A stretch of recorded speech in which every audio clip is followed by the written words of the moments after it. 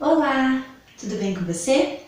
Estamos aqui novamente reunidos para estarmos então fazendo um outro estudo bíblico, né? Hoje com o tema 12, que diz respeito ao santuário. Feche seus olhos, vamos orar. Senhor Deus tão grandioso, mais uma vez estamos agradecidos porque o Senhor nos cuidou e nos protegeu. Pedimos neste momento, Pai, que o Senhor possa derramar Teu Santo Espírito sobre cada um de nós para que nós possamos entender as Tuas verdades. É o que pedimos e agradecemos em nome de Jesus. Amém. Então pegue teu guia de estudo, né? Se você ainda não tem, peço que você ligue no 0300 789 1111 e adquira o seu gratuitamente, curso bíblico Grande Conflito. Hoje com o tema o santuário. Esse tema é fantástico.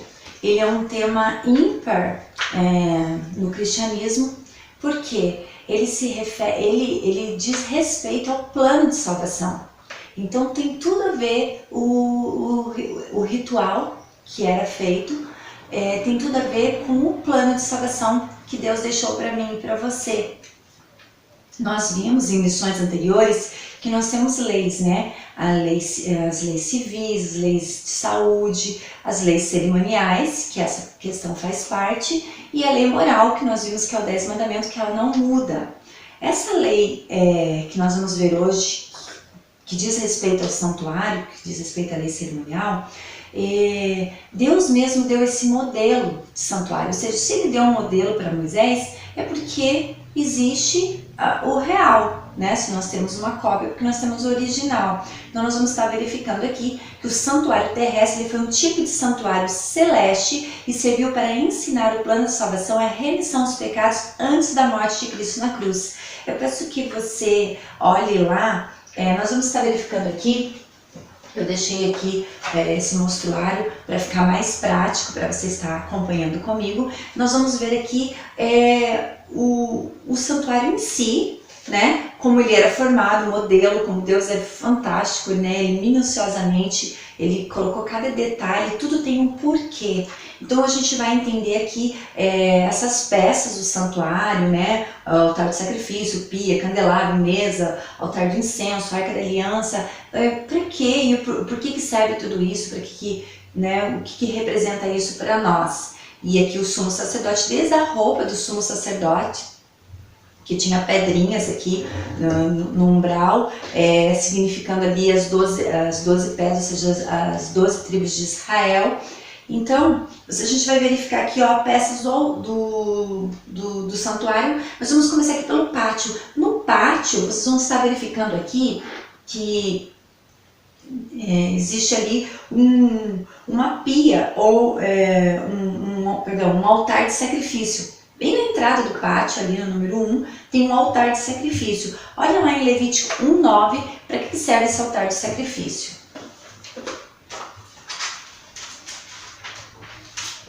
Levítico 1:9. Nós vamos ver por partes, para vocês poderem entender que fantástico que isso representa. Levíticos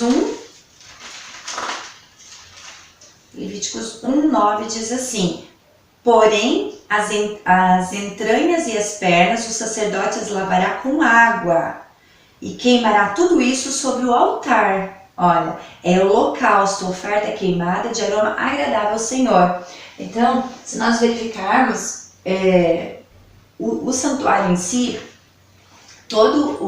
a pessoa que pecasse, ela precisava levar um animalzinho sem defeito ali para o sacerdote. Mas esse sacerdote humano, ele mesmo tinha também que fazer esse ritual, porque ele não era perfeito, como nós vamos ver ali que é perfeito só Jesus. Por isso que o santuário, ele representava o plano de salvação, ou seja, representava o cordeiro que viria a ser morto, né? E nós estamos bem agora na época de Natal, né? Então tem tudo a ver com este tema também, porque o plano de salvação, ele tem a ver, claro, o centro do plano de salvação é Jesus Cristo.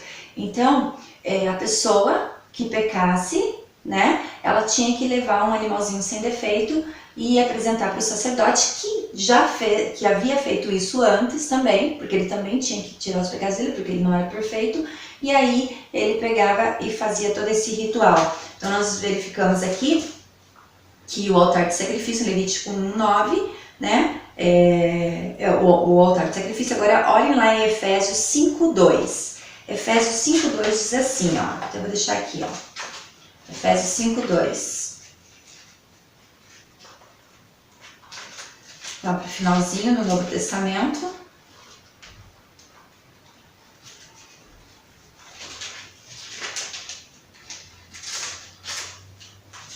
Depois de Gálatas, né? Efésios, olha o que simbolizava também ali o altar de sacrifício. Efésios 5:2.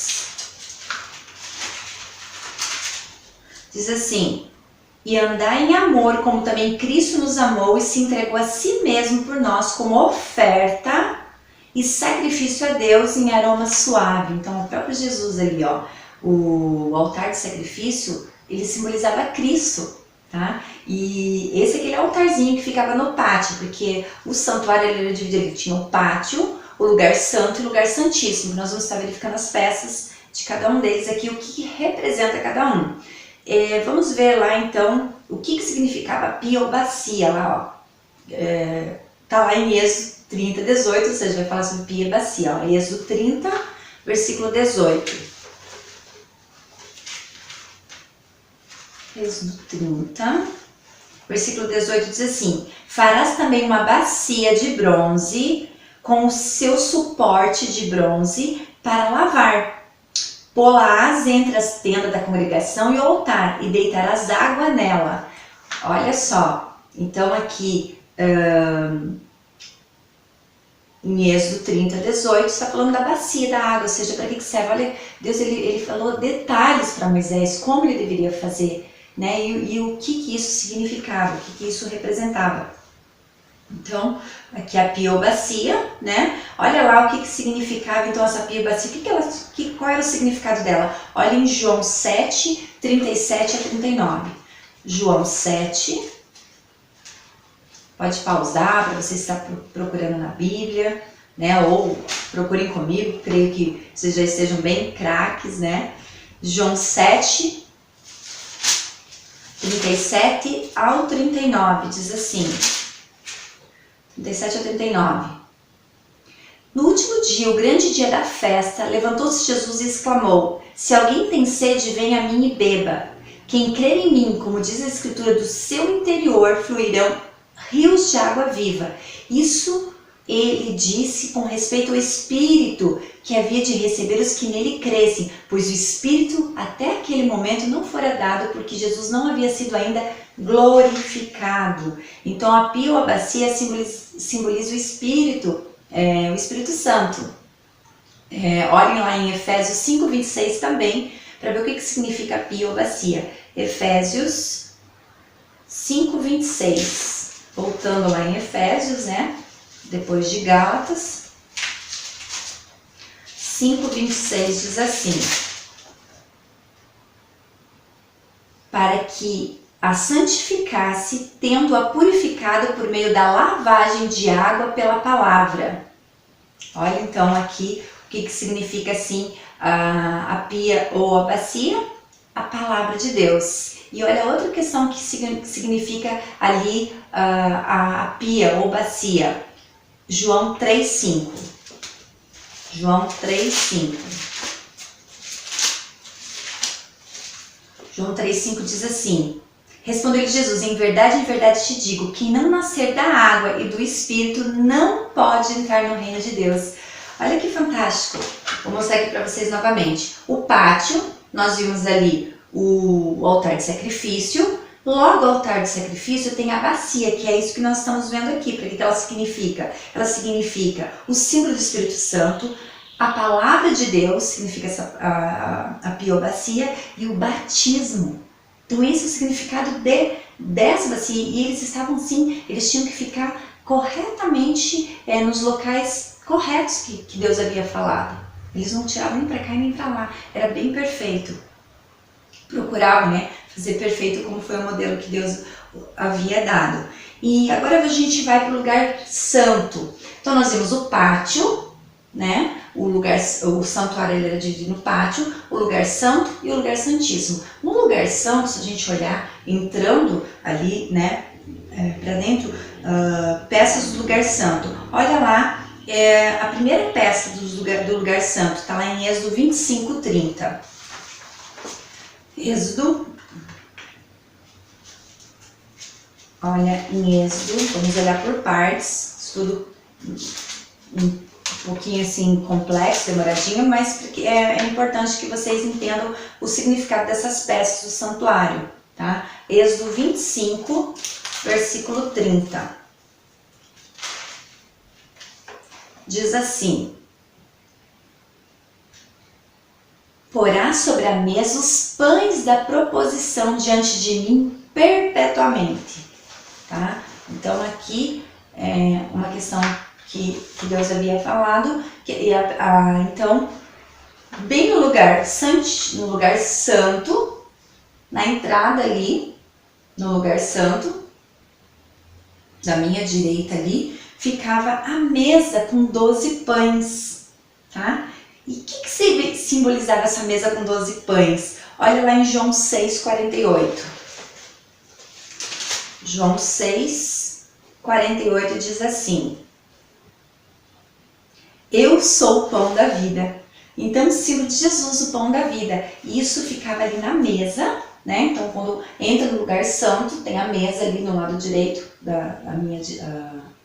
a minha direita ali, ficava a mesa que simbolizava o Jesus, o pão da vida. Agora, na frente da mesa, né? À frente da mesa ficava ali um castiçal, né?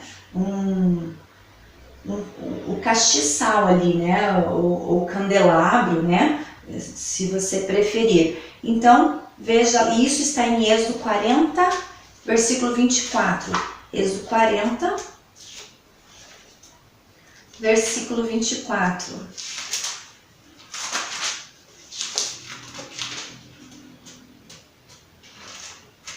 Só para confirmar. Êxodo 40, o 24 diz assim, ó: pôs também na tenda da congregação o candelabro defronte da mesa, ao lado do tabernáculo para o sul. Então tinha todas as questões, norte, sul, leste, oeste ali, e ele ficava bem na frente ali da mesa, né? Da mesa ficava o candelabro. E o que significava esse candelabro, né? O castiçal ali. Olhem lá em João 8:12. João 8:12. Nós basicamente hoje vamos ficar em Hebreus, né? Ali João e Levítico, que a gente viu, e em Hebreus, tá? Então só para você estar se situando aí na Bíblia. Então, o que significava então esse castiçal, né? Este candelabro ali com 7 lâmpadas? João 8:12 diz assim: de novo lhes falava Jesus dizendo: eu sou a luz do mundo. Quem me segue não andará nas trevas, pelo contrário, terá a luz da vida. Então, Jesus é a luz do mundo. Isso significava ali o castiçal, né? O candelabro ali. E também significava, lá em Apocalipse 1:20, você vai ver o que significava também. Perdão, tem Apocalipse também. Apocalipse 1:20, o último livro da Bíblia ali.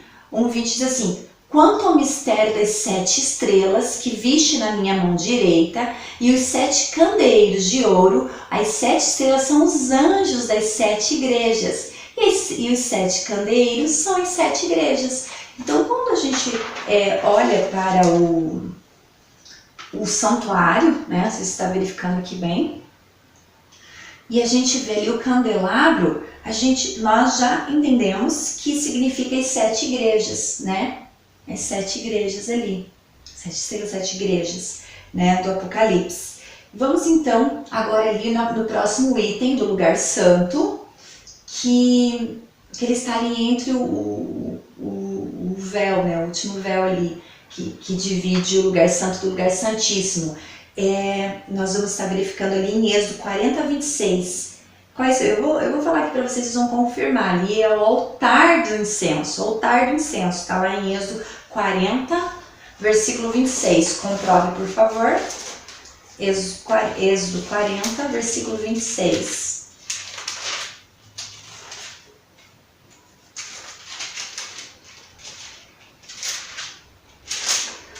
26 diz assim: pôs o altar de ouro na tenda da congregação diante do véu. Olha, então, o altar de ouro, o altar ali, né, de ouro, né, na frente do véu, ou seja, o véu que separa o lugar santo do lugar santíssimo. Então, o altar do incenso, né, o altar de ouro, ó, o que significa esse altar de ouro, o altar do incenso aqui, ó? Olha lá em Apocalipse 8, versículo 3. Apocalipse 8, estou me deixando separadinho aqui já, né? 8, versículo 3, diz assim: veio outro anjo e ficou de pé junto ao altar, com um incensário de ouro, e foi-lhe dado muito incenso para oferecê-lo com as orações de todos os santos sobre o altar de ouro que se acha diante do trono. Então, esse altar ali, né, que fica ali no altar de incenso, é a oração dos santos. Para que serve aquele altar ali? Oração dos santos. E para que serve também? Está lá em Apocalipse 1, 20. Novamente, né, Apocalipse 1, 20 também, ele serve para, vamos estar verificando aqui, ó. Quanto ao mistério das 7 estrelas que viste na minha mão direita e os 7 candeeiros de ouro, as 7 estrelas são os anjos das 7 igrejas. Então lembra das 7 estrelas, lembra do candelabro lá, né? Com 7 significando o quê? Os anjos e as igrejas, né? E os 7 candeeiros são as 7 igrejas. Então, significando ali as 7 igrejas do Apocalipse, né? Que está bem no livro de Apocalipse mesmo. A gente está verificando então no altar de incenso, que significa oração dos santos, e 7 igrejas do Apocalipse. Agora nós vamos para a parte do lugar santíssimo, que tem ali algo extraordinário para mim e para você, para a gente entender o plano de salvação e a importância que tem os utensílios para a minha vida e para a sua vida. Olha lá, então, peças do Santíssimo. Olha lá em Êxodo 26, versículo 33. Êxodo 26, 36.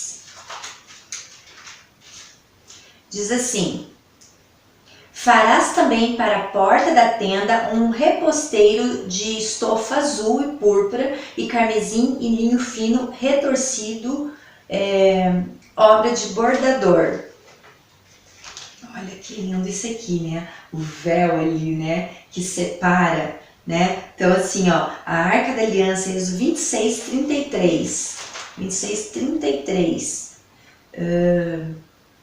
Eu acabei lendo o 36, né? Mas é o 33. Tendo Moisés acabado de falar com ele, pôs um véu sobre o rosto. Então ali, ó, símbolo do trono de Deus. A Arca da Aliança, que está no lugar santíssimo, é um símbolo do trono de Deus, tá? Êxodo 26, 33. E qual que é o objetivo do Santíssimo? Qual que é o objetivo do Santíssimo? Sabe, ali ele tinha uma arca, e nessa arca ele tinha uma tampa, a tampa da arca, que era o propiciatório. Sabe o que significava essa tampa da arca aqui no propiciatório? Olha lá em Romanos 6, 14. Romanos, fugindo um pouco aqui do que eu tinha falado, 6, 14.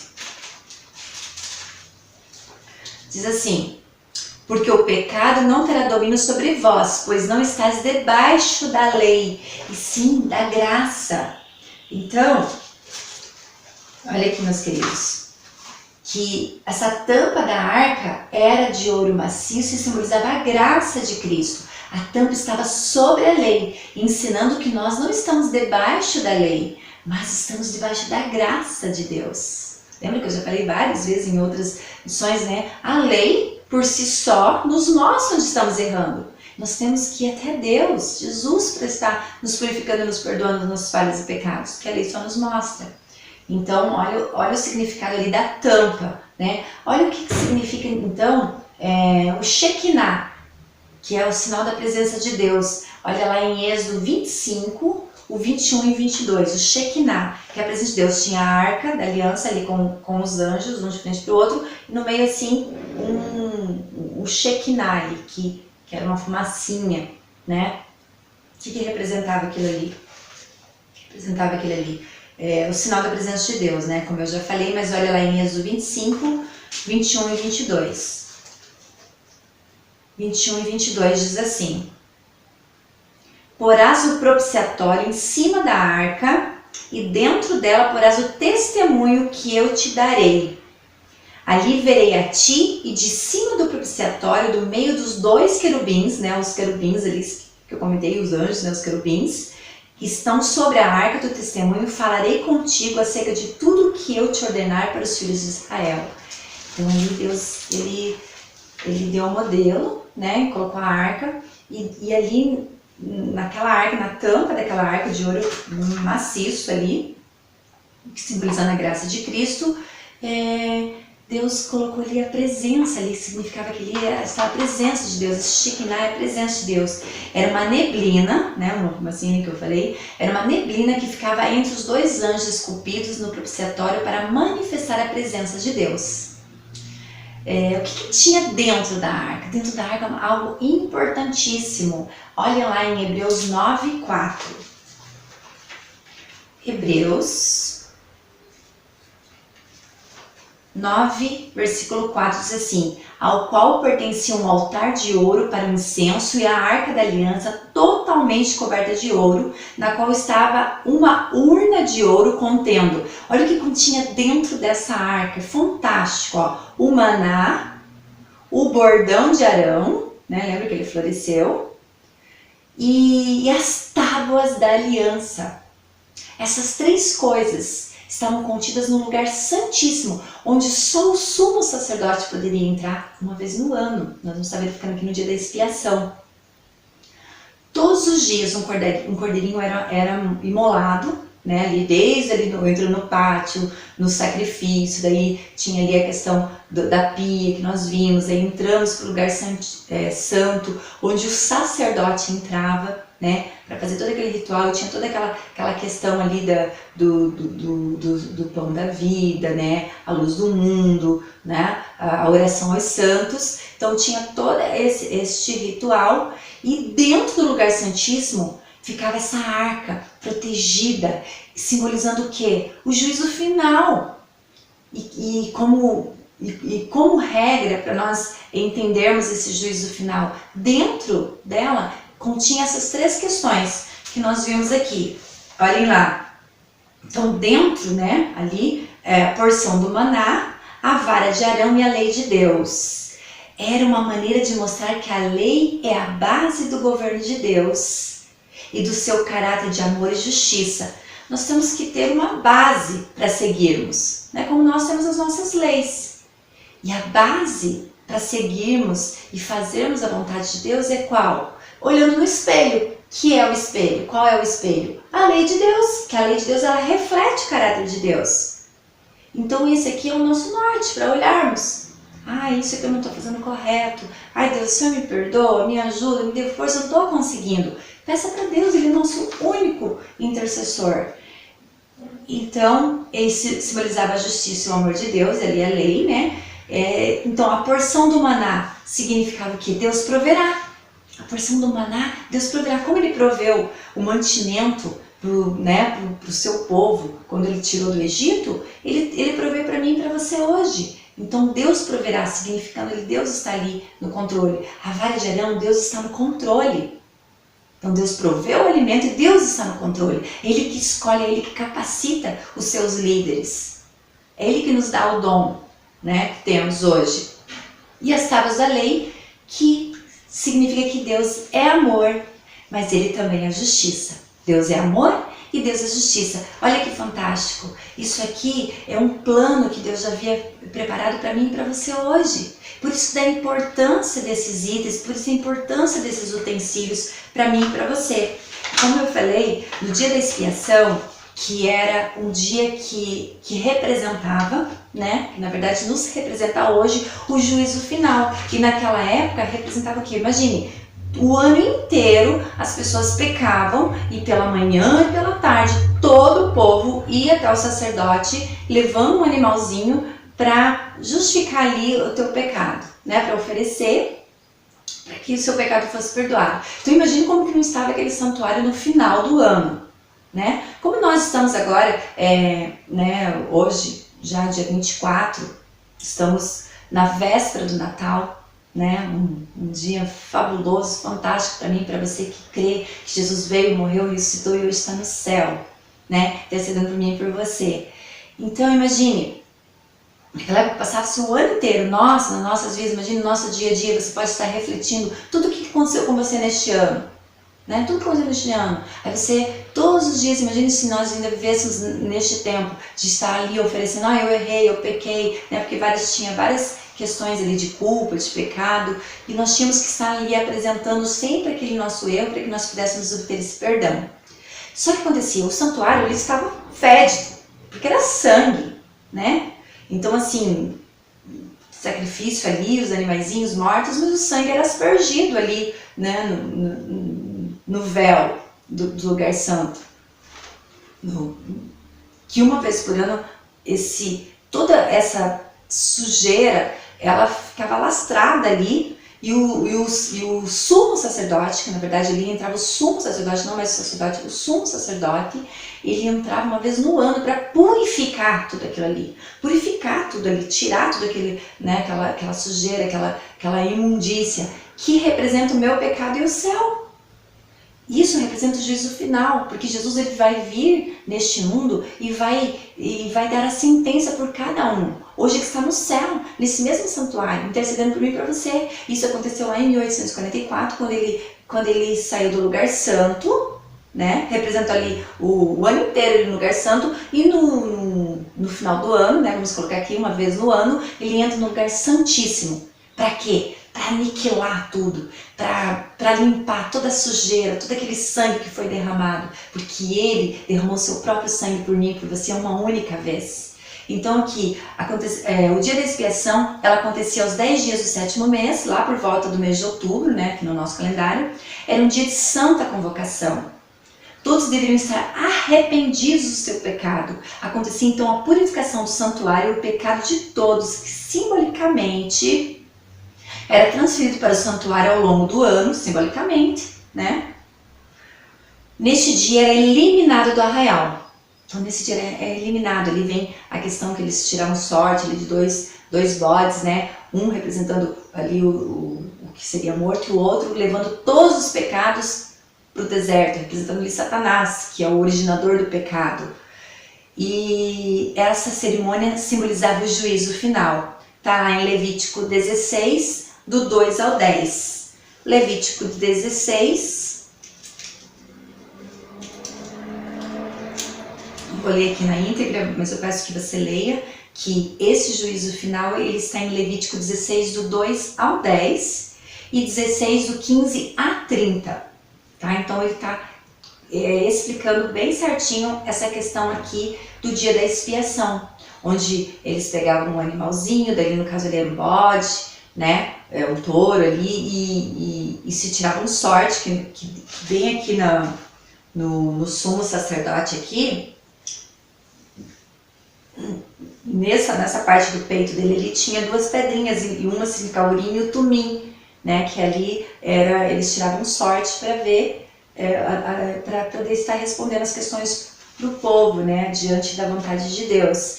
Então, um foi sacrificado e o outro, o sumo sacerdote, impunha a mão, colocando então a questão de todos os pecados naquele bode, ele é enviado para o deserto, ali significando, como eu falei, o Satanás, né, originador do pecado e do mal. Em Mateus 27, 50 e 51, olha lá, em Mateus 27,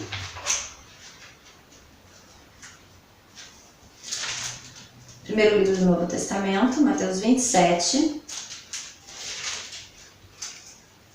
tem um finalzinho ali.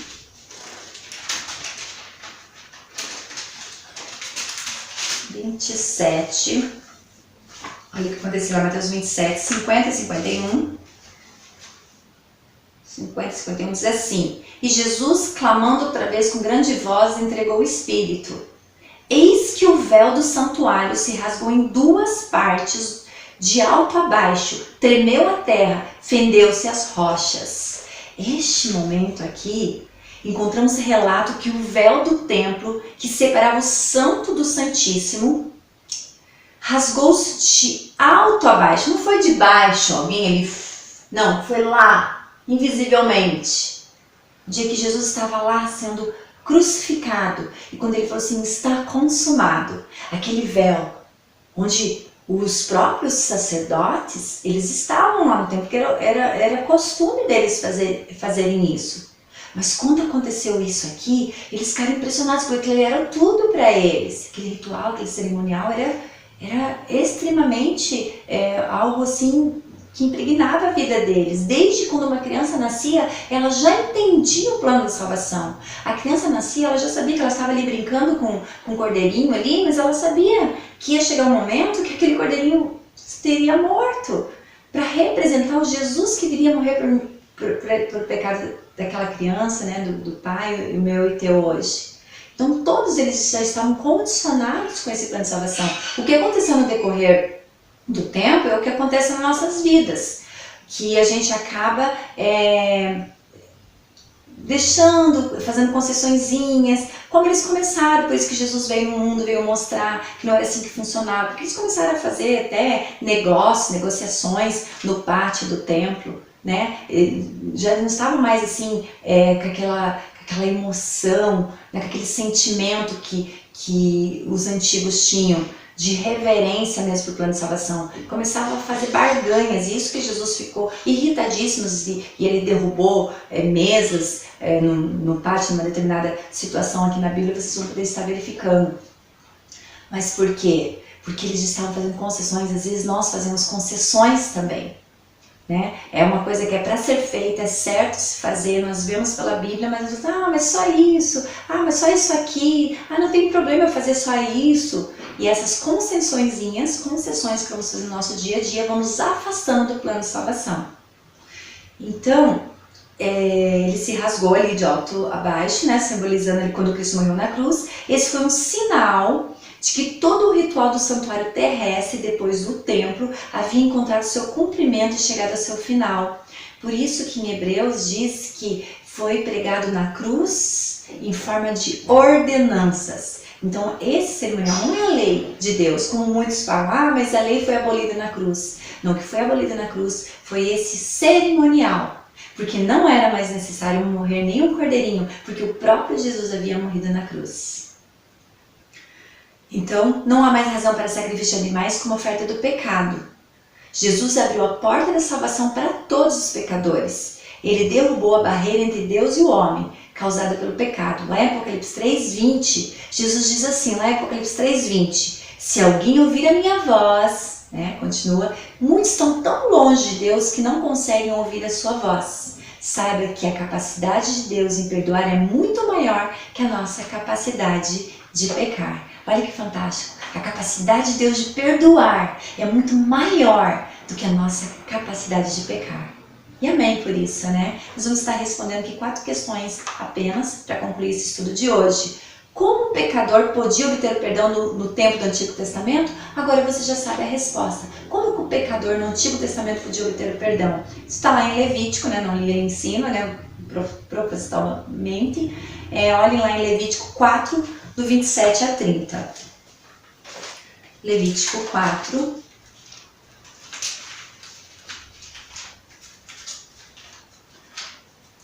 27 a 30 diz assim. Ali está bem falando sobre o sacrifício pelos pecados, por ignorante, qualquer pessoa. Lembra que eu falei que tinha várias ali questões de sacrifício, ó. Se qualquer pessoa do povo da terra pecar por ignorância, por fazer alguma das coisas que o Senhor ordenou se não fizesse e se tornar culpada, ou se o pecado em que ela caiu lhe for notificado, trará por sua oferta uma cabra sem defeito pelo pecado que cometeu. Sem defeito. e porá a mão sobre a cabeça da oferta pelo pecado e a imolará no lugar do holocausto, né? Que nós vimos ali que fica no pátio.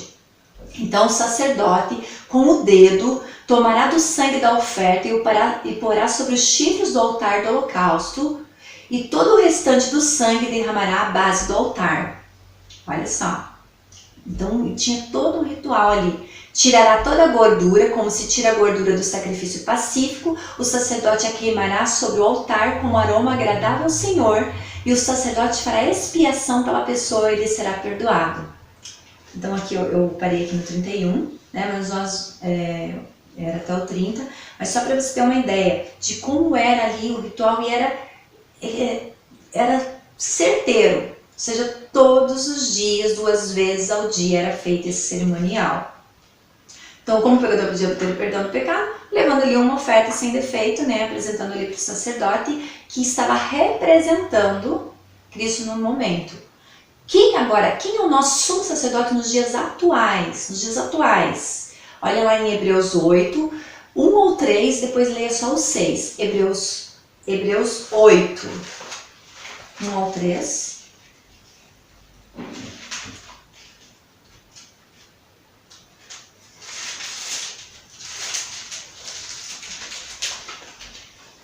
Hebreus 8.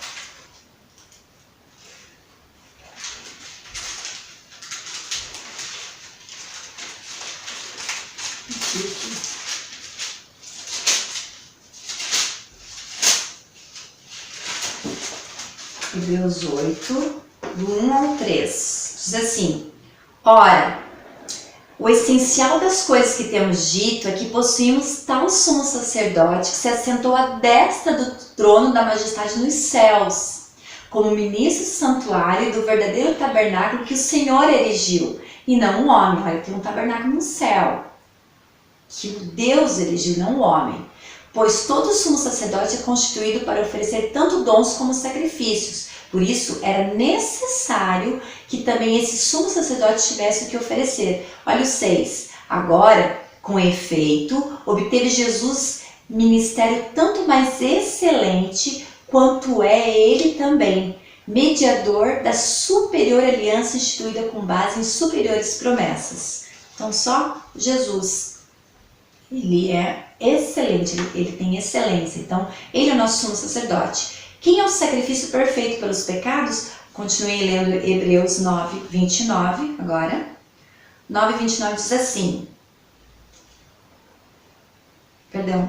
Hebreus 9, 28, só vai até o 28. Assim também Cristo, tendo se oferecido uma vez para sempre para tirar os pecados de muitos, aparecerá segunda vez sem pecado aos que aguardam para a salvação.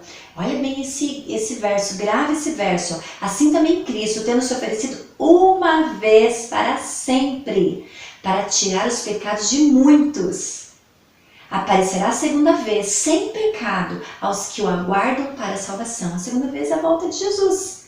Olhem também o Hebreus mesmo 10, versículo 4 e o 12.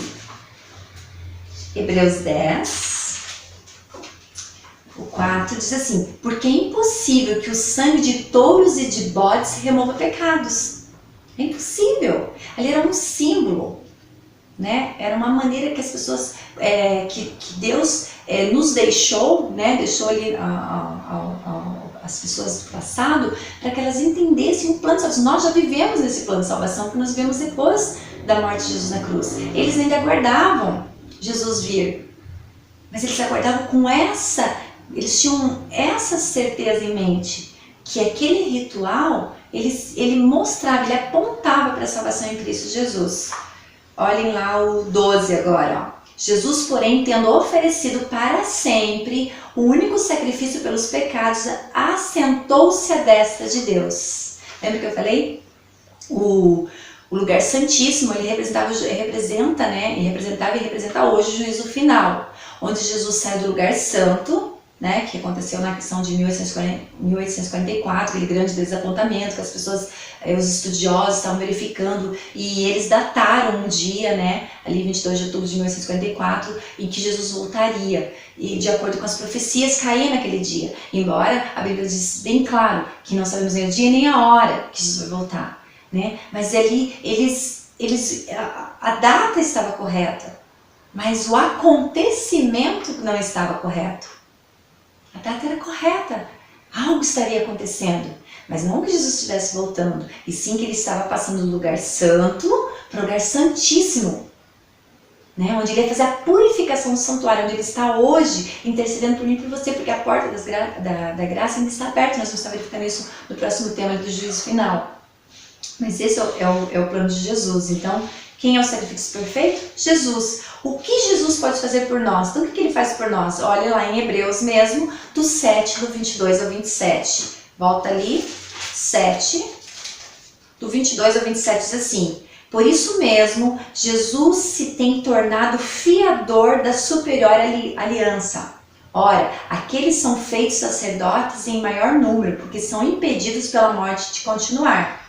Este, ou seja, Jesus, no entanto, porque continua para sempre, tem o seu sacerdócio imutável, ele continua para sempre. Por isso também pode salvar totalmente os que por ele se achegam a Deus, vivendo sempre para interceder por eles. Então, 27, estou lendo 26 agora. Com efeito, nos convinha um sumo sacerdote como este, santo, inculpável, sem mácula, separado dos pecadores e feito mais alto do que os céus, que não tem necessidade, como os sumos sacerdotes, de oferecer todos os dias sacrifícios, primeiro por seus próprios pecados, lembra que eu falei, depois pelos do povo, porque fez isso uma vez por todas, quando a si mesmo se ofereceu. Então Jesus, ele fez essa expiação por mim, por você, uma única vez. Esse sacrifício não precisava fazer como os sacerdotes tinham que fazer para eles e pelo povo. Então, querido, os símbolos e rituais do santuário terrestre apontavam para Cristo e sua morte na cruz. Hoje está em vigor o santuário celestial. Quando Cristo subiu ao céu após sua ressurreição, conforme o cumprimento das profecias de Daniel 8,14, que foi a profecia que eu falei para vocês aqui, sobre a purificação do santuário no céu em 1844, né? E o santuário será purificado. Cristo passou a atuar no lugar santíssimo como nosso sumo sacerdote, dando início à primeira fase do juízo final, ou seja, o grande dia da expiação no santuário no céu. A qualquer momento, Cristo vai terminar sua obra intercessória e não haverá mais intercessão, graça e perdão. Portanto, agora é o momento de aceitar Jesus Cristo. Se você tem esse desejo, feche seus olhos, vamos orar. Senhor Deus tão grandioso, estamos tão felizes e agradecidos, Pai, porque o Senhor nos mostrou na palavra de Deus o teu plano de salvação. Um plano, Pai, para salvar a minha pessoa que está estudando neste momento, Pai, as tuas verdades. Por favor, meu Deus, tenha misericórdia de nós. Que ao final deste ano, Pai, estamos aí indo pro Natal, né? Véspera de Natal, onde entendemos, Pai, que o Senhor veio neste mundo e nasceu por mim, e nasceu pela pessoa que está assistindo, Pai, esses vídeos. Porque o Senhor tinha um plano de nos salvar, de nos redimir de todas as nossas falhas e pecados. Que nós possamos, que nós queiramos, Pai, estar na Tua presença, que nós queiramos ser purificados pelo Teu sangue. Perdoa-nos, nos proteja, cuide-nos a cada um de nós. Pedimos e agradecemos em nome de Jesus. Amém. Fique com Deus, um grande abraço.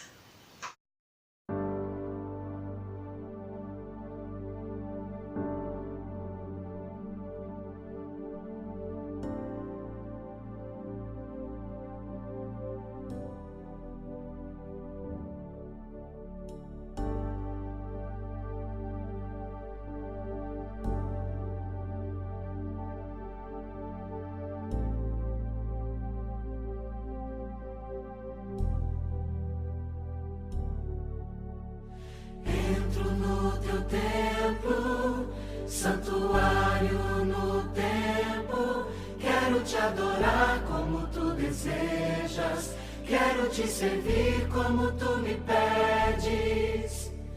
Todos são bem-vindos, aqui todos somos filhos, criados pelo mesmo Pai, amados pelo mesmo Filho.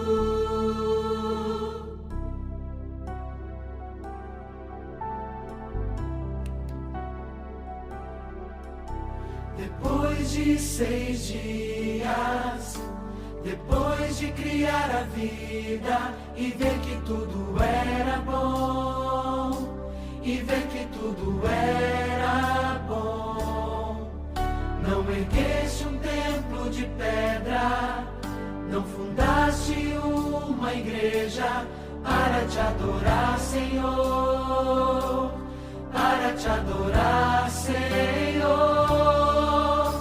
Mas o primeiro templo que criaste no Éden foi o sétimo dia, onde todos podem te encontrar. Entro no teu templo, santuário no templo, quero te adorar como tu desejas, quero te servir como tu me pedes. Todos são bem-vindos, aqui todos somos filhos, criados pelo mesmo Pai, amados pelo mesmo Filho.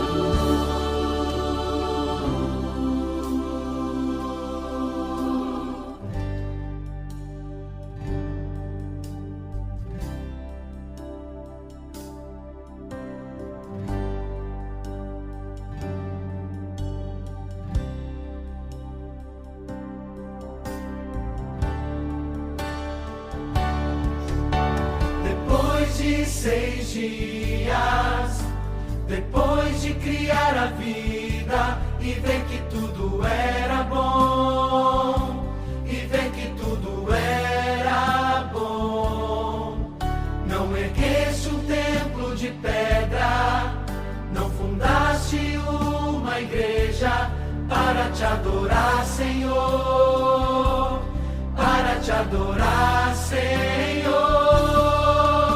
De um sábado a outro vamos juntos adorar na eternidade.